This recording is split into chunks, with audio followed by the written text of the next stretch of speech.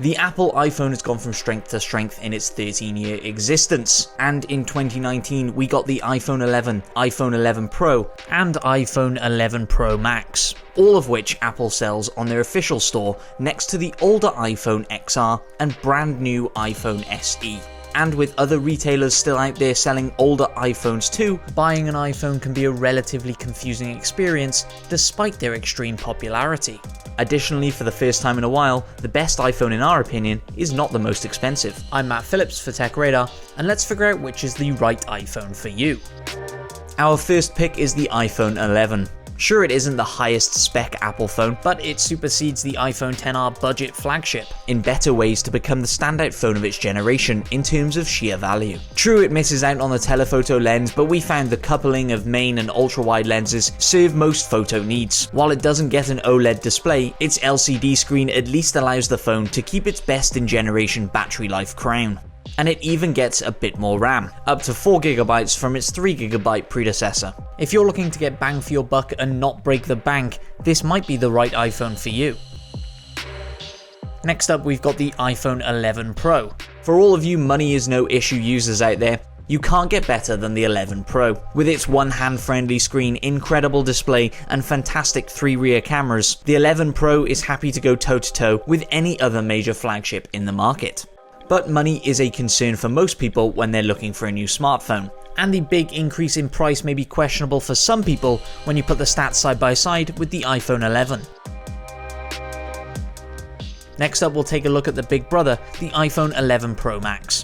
The iPhone 11 Pro Max is not only a confusing shift in naming convention, it's the biggest, fastest, baddest iPhone out there. It's also the most expensive at $1,099 starting price, which only goes up if you expand the storage. Not much has changed since the iPhone XS Max, aside from the upgraded camera suite, but then again adding an ultra-wide lens is a big upgrade. The battery has been improved by a staggering 4 hours over the iPhone XS Max, and if you can get beyond the truly weird looking triple lens rear camera block, this is truly the most powerful iPhone out there. So if your hand can stretch for it and you're looking for the biggest, best iPhone display around, this really should be your pick of the bunch.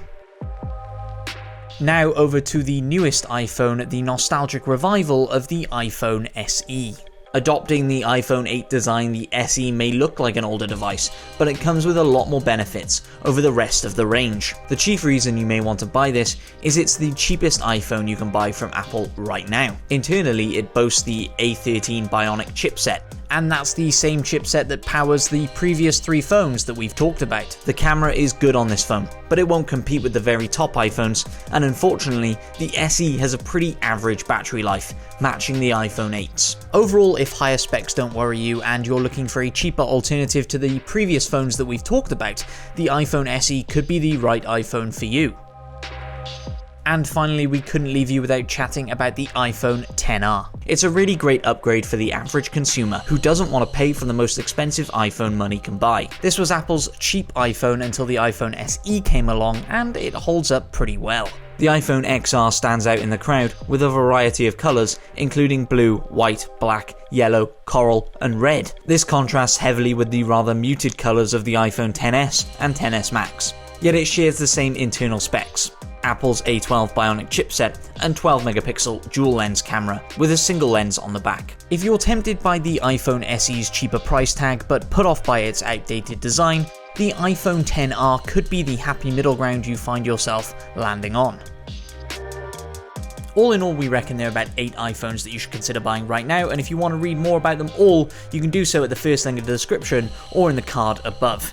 If you want to see what we thought of the latest iPhone SE, you can watch our video review just up here. You can subscribe to the channel just down here so you don't miss any of our future content.